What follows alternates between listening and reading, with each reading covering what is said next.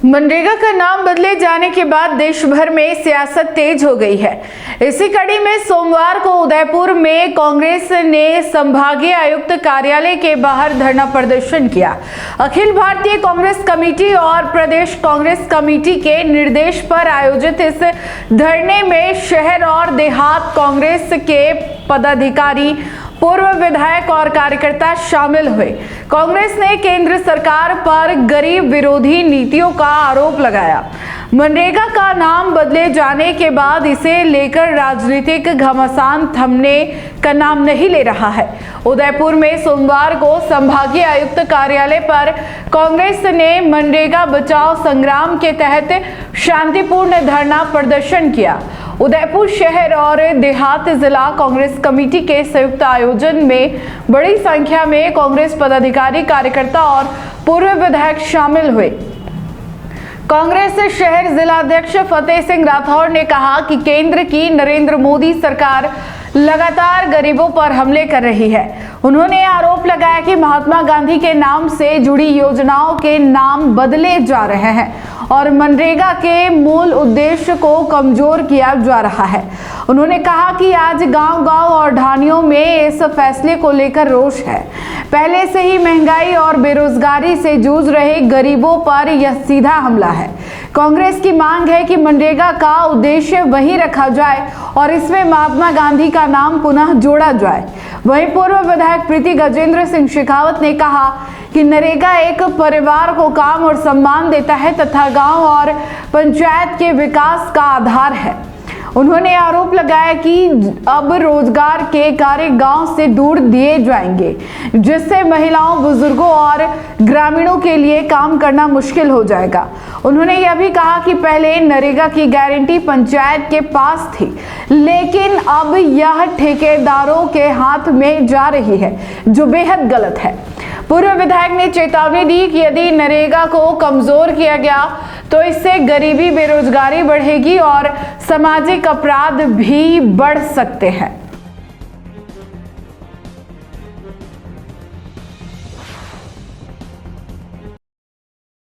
केंद्र सरकार दे। दूसरा मुद्दा ये है कि नरेगा जो एक परिवार के हाथ को काम देता है, एक परिवार को सम्मान देता है और उसी के गांव और पंचायत का विकास कराता है, उसे रोकने का प्रयास किया जा रहा है। वो किस तरह किया जा रहा है कि मोदी सरकार के द्वारा जो भी कार्य अब दिए जाएंगे वो हमारे गांव में जो रोजगार के लिए जा रहे हैं नरेगा के लिए, उनको वो ही कार्य करना पड़ेगा। जबकि इसका मुख्य उद्देश्य सोनिया गांधी जी ने इसलिए इसको करा था कि गांव की बहन, बेटी, बुजुर्गों सबको गांव में ही, उनकी पंचायत में ही रोजगार मिले, जबकि उनको अब दूर दूर जाना पड़ेगा, जो कि संभव नहीं है। इस प्रकार तो नरेगा बंद हो जाएगी। दूसरा मुख्य कारण है कि पहले इसकी गारंटी आपके पंचायत के हाथ में रहती थी, अब ये गारंटी ठेकेदारों के हाथ में जा रही है, जो कि बहुत गलत है। पंचायत में रहेगी तो पंचायत का पूर्ण रूप से विकास हो पाएगा और गांव के लोगों को रोजगार मिल पाएगा। तीसरी बात ये कहना चाह रही हूँ कि नरेगा से हमारे परिवार की माताएं, बहनें भी कार्य कर रही थी। अब वो इतनी दूर जाएंगी नहीं, तो वहाँ पे रोजगार होगा नहीं तो ये नरेगा वहाँ पे ये कह के बंद कर दिया जाएगा कि यहाँ पे तो लोग काम करने आते ही नहीं है। कुल मिला के भारतीय जनता पार्टी का उद्देश्य ये कि इस नरेगा को बंद किया जाए। उन्होंने जिस प्रकार की प्रक्रिया अपनाई है वो बहुत गलत है। इससे और गरीबी, बेरोजगारी बढ़ेगी और चोरी डकैती बढ़ेगी, क्योंकि जब नरेगा में जो लेबर काम करके शाम को दुकानों पे साहूकार से अपना खाना, अपना आटा, तेल खरीदती, वो खरीदना बंद हो जाएगा तो वो साहूकार की दुकान में, फैक्ट्री से सप्लाई नहीं आएगी, खेतों से फैक्ट्री में सामान नहीं जाएगा, तो ऑटोमेटिकली सब जगह बेरोजगारी बढ़ेगी, चोरी डकैती बढ़ेगी, क्योंकि पेट की भूख को बुझाने के लिए गरीब व्यक्ति कुछ न कुछ तो ज़रूर करेगा।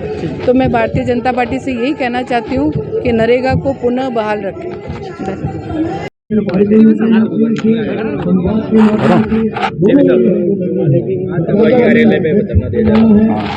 अखिल भारतीय कांग्रेस कमेटी एवं प्रदेश कांग्रेस कमेटी के निर्देश अनुसार मनरेगा बचाओ संग्राम को लेकर आज संभागीय आयुक्त कार्यालय उदयपुर शहर एवं देहात जिला कांग्रेस कमेटी के द्वारा शांतिपूर्ण धरना रखा गया, जिसमें पूर्व विधायक प्रीति जी, पूर्व विधायक त्रिलोक जी, अनेक संभाग स्तर के विधायक, पूर्व विधायक, नेतागण, पदाधिकारी, कार्यकर्ता उपस्थित है।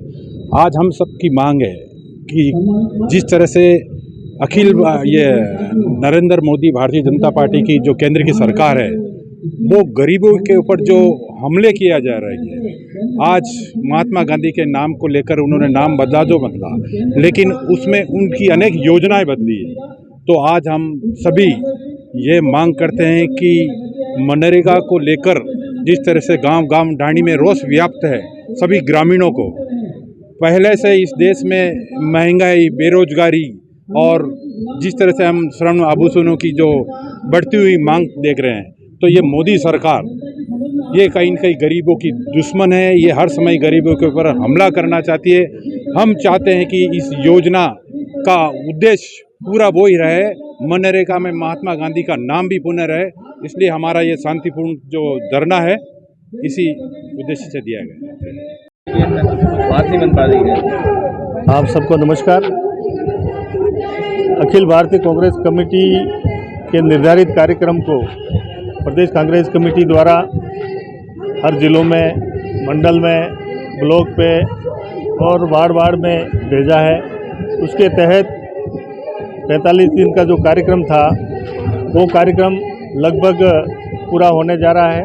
प्रदर्शन, धरने और केंद्र सरकार का जो गैर जिम्मेदाराना पूर्व नरेगा कानून को बंद करके और नया कानून लाए, उसके तहत राजस्थान के हो चाहे पूरे देश के गरीब ग्रामीण क्षेत्र में रहने वाले जितने भी गरीब लोग हैं उन सब लोगों के भविष्य पर एक प्रश्न चिन्ह लगता जा रहा है।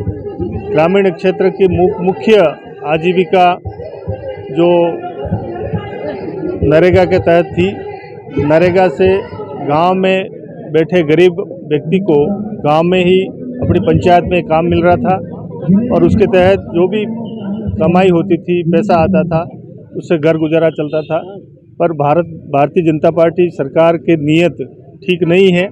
गरीबों के प्रति उनका कोई जिम्मेदारी पूर्वक निर्णय नहीं है। उस वजह से उन्होंने महात्मा गांधी के नाम से कल्याणकारी योजना मनरेगा योजना को समाप्त करके और VBG राम जी नाम से योजना परिवर्तित की, नाम बदला। उस पर हमें कोई ज़्यादा आपत्ति तो नहीं है, परंतु आपत्ति भी इस बात की है कि दुनिया के सारे देश महात्मा गांधी को अपना आदर्श मानते हैं। दुनिया के कई देशों में महात्मा गांधी की स्टैचू लगी है, उनके सिद्धांतों को आदर्श मानते हैं और हमारे देश का प्रधानमंत्री उनके प्रति, उनकी पार्टी उनके प्रति नफरत पैदा करके इस देश में महात्मा गांधी के जो अस्तित्व है, उनके सिद्धांत है, उनको ख़त्म करने के लिए उनके नाम से जो योजना थी उस योजना को समाप्त करके और राम जी के नाम से उस योजना को परिवर्तित करके एक धार्मिक एजेंडा चला के और अपने राजनीतिक रोटियां सेकना चाह रहे हैं। अभी मुझे ये कहना है कि केंद्र सरकार की अगर नीयत अगर ठीक होती तो पहले पूर्व सरकारों की योजना जो प्रावधान थे उस प्रावधानों को समाप्त नहीं करते। आज इस तरह से 60% केंद्र सरकार और 40% राजस्थान सरकार या स्टेट की सरकारों का जो हिस्सा तय किया है उसमें स्टेट की सरकारें इस भार को वहन नहीं कर पाएगी। जब भार ही वहन नहीं कर पाएगी तो निश्चित तौर पे ये योजना अपने आप स्वतः ही समाप्त हो जाएगी। ऐसा घोर निंदनीय कार्य उन्होंने किया है। केंद्र की पूर्ववर्ती सरकार कांग्रेस सरकार ने जो रेशो तय किया था, श्रम का पूरा पैसा भारत सरकार के खजाने से आता था और पक्के स्ट्रक्चर अगर कोई बनाने होते तो स्टेट गवर्नमेंट अपनी तरफ से 10% मिला के और पक्के वर्क कर सकते थे, निर्माण कार्य करते थे।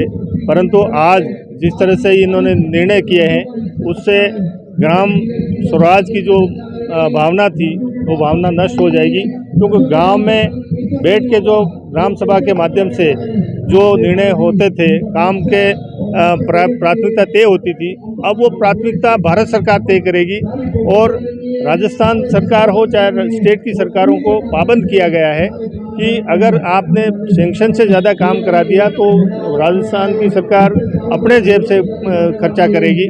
तो निश्चित तौर पे सरकारें ना तो उनके पास पैसा होगा, ना उस पाबंदी के कारण ना तो काम सैंक्शन करेंगे, तो गांव के लोगों को किसी भी तरह से रोजगार नहीं मिलेगा। कल ही बजट जारी हुआ, सरकार की नीयत तो कल ही दिख गई। कल केंद्र का बजट जो जारी हुआ है उसमें ये स्पष्ट प्रावधान किया है कि 1700 करोड़ रुपए तो राजस्थान के कम किए हैं बजट में, और 2000 करोड़ मध्य प्रदेश सरकार ने किए हैं, और 1000 करोड़ छत्तीसगढ़ सरकार के कम किए हैं। इस तरह से कई सरकारों के बजट में कटौती की है। तो इससे स्पष्ट है कि नरेगा के लिए जो बजट अलॉट होता था वो बजट कम कर दिया है।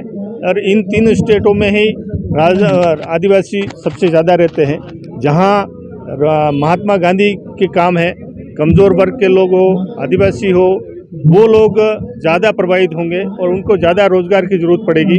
ऐसी स्थिति में आने वाले समय में हमारे ग्रामीण क्षेत्र की जो परिस्थिति है, परेशानियां हैं, वो बहुत बढ़ जाएगी। और उसकी वजह से कांग्रेस पार्टी आज सड़कों पे आके संघर्ष कर रही है गरीबों के लिए। और रोज़गार महात्मा गांधी के नाम से जो योजना थी पूर्ववर्ती सरकार ने जो बनाई थी उसको ऐसे यथावत रखें, ये मांग हमारी है। और आने वाले समय में और बड़े स्तर से अगर संघर्ष करना पड़ा तो हम करेंगे।